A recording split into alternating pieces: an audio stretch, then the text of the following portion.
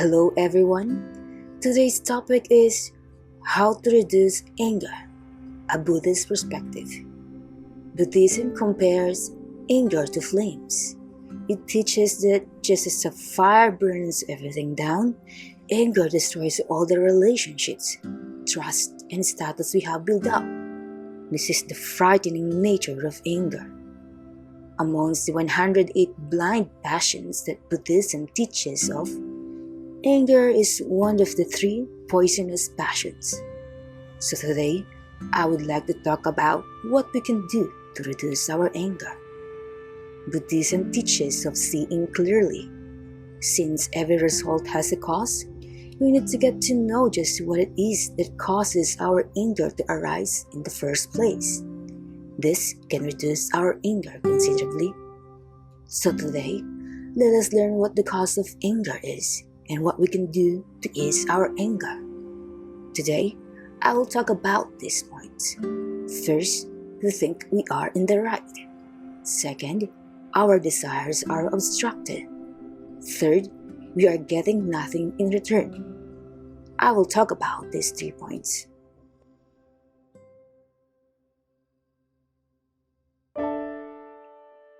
We think we are in the right. The first reason why we get angry is that we think we are in the right. If we think we are right and the other person is wrong, we get angry. If, say, we work hard to clean the place up, but someone makes it dirty, we can help but get angry. If we are responsible and hardworking, seeing someone being sloppy and irresponsible makes us angry. If we wake up early to get things done, sometimes we judge those who sleep in as bad people. At times like this, we get offended and irritated. I am doing this properly, so what's your excuse? When 2 people are arguing, both people are angry at each other. In other words, they are fighting because they each think they are in the right. When a husband and wife clash, it might be because of problems with the children or problems with the household.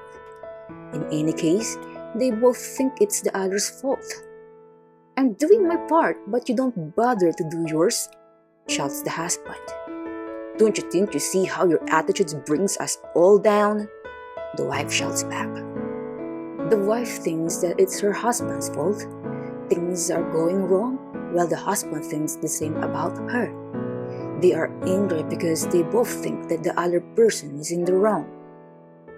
Leaving aside the matter of who is actually in the right, it is clear that the fight started because they both arbitrarily decided, I am right, you are wrong, and got angry over it. This means that the cause of anger is the mindset that I am right. The important thing here isn't whether you are actually right or not, it's that you think you are in the right, when that's not truly certain. You need to be well aware of this. When trying to ease your anger, it is important to honestly reflect on whether or not you are actually right. And if the other person is angry, consider what reason they might have for thinking they are right. Why exactly do they believe they are in the right? Ask yourself this. Doing this will make arguments less likely and reduce your anger too. So give it a try.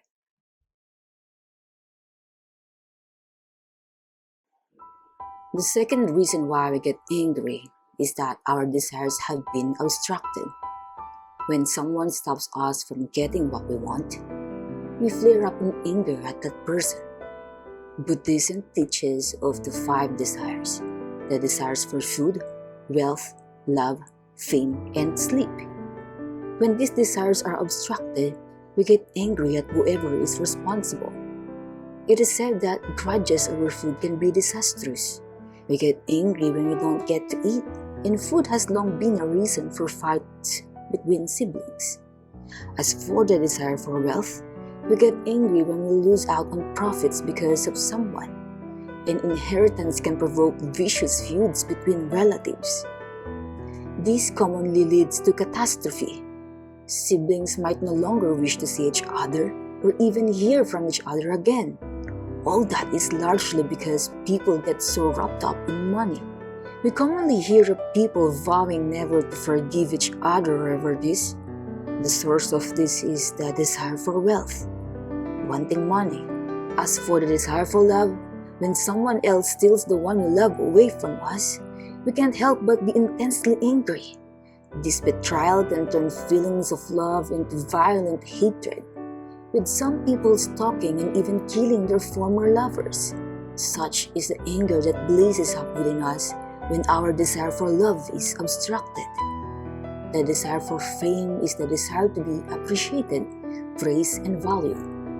Therefore, we are filled with burning anger when we are ignored, insulted, or humiliated in front of a crowd. We think, "You scoundrel, what did you do that for in front of all those people?" In the ancient Chinese state of Zhongshan, the king held a banquet. A succession of fine foods was laid at the table. One of the guests, a man named Sima Zichi, realized that he had not been served a bowl of soup. He had been missed out by mistake. The king knew this, but thought, "Well, it is only him. It will be fine. It is just a bowl of soup, and there are plenty of other things for him to fill his belly with." Had Sima Zichi been a more powerful person, the king would have ordered a bowl of soup be served to him immediately. But the king didn't think him important enough for this. Sima Zichi felt utterly insulted. "Why am I the only one without soup?" he thought. "I am being mocked." Having been so dishonored, Sima Zichi left the banquet, traveled to the state of Chu, roused the countermen to arms, and went back and destroyed Zhongshan. And so the king lost his kingdom, all because of a bowl of soup. This happened because Sima Zichi's pride had been hurt. Everyone wants to protect their pride, so when they are unfairly excluded or otherwise belittled, they blaze up in anger.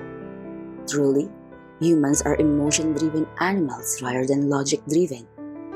However sound someone's argument may be, if another person feels insulted by them, they will refuse to listen. That's the frightening nature of anger. We get angry when our desire for sleep is obstructed too. If we can't sleep because our roommate is snoring loudly or the neighbor is making a lot of noise, we become furious and resentful. So when any of these desires are obstructed, we get angry. I mentioned earlier that we get angry when we think we are in the right. It's a good idea to ask ourselves, am I really angry because I am right? Or am I angry because I can get what I want? When you are actually right, do you get angry? Give it some thought. Even if something is actually incorrect, we don't get angry about things that have nothing to do with us. Recently, there was a news report showing a protest in Africa. A group of protesters broke into a shop and broke or stole the goods there. It was meant to be a political protest, yet mob mentality led to violence. Protesters battered the shop shutters down and went in and stole things. The shopkeeper was teary-eyed with anger, asking, "Why would they do this?" It is only natural for this person to feel that way. Why steal things from a shop if what you are protesting is the country's political situation? The shopkeeper was furious due to being robbed of wealth. Now, upon seeing this, would you get as angry about it as this person? No, you wouldn't. It was certainly wrong of people to steal others' things like this, but you aren't going to feel enraged at something that has nothing to do with you. You will watch the news report on the protest with a yawn, thinking, "Oh, things are pretty bad in some places, huh?" What will really make you livid is issues closer to home, like irresponsible colleagues. If everyone else is trying their hardest, but one colleague keeps just doing what they want, that will really stoke your fury. When it comes to gravity of action, isn't breaking into and looting from shops far worse than a colleague just being a bit self-indulgent? But other people's business won't get to you the same way. We will view the looting with indifference. Yet, when our own interests are at stake, we explode with rage if someone we know is being a nuisance. If someone's bad deed doesn't affect us in any way, we won't think much of it. But if it does affect us, we will blaze up in anger. I lost out because of him. So, sometimes, the reason why we are angry is not so much that the other person is wrong, but that this person is stopping us from getting what we want. Just knowing this can help us view our own anger more objectively.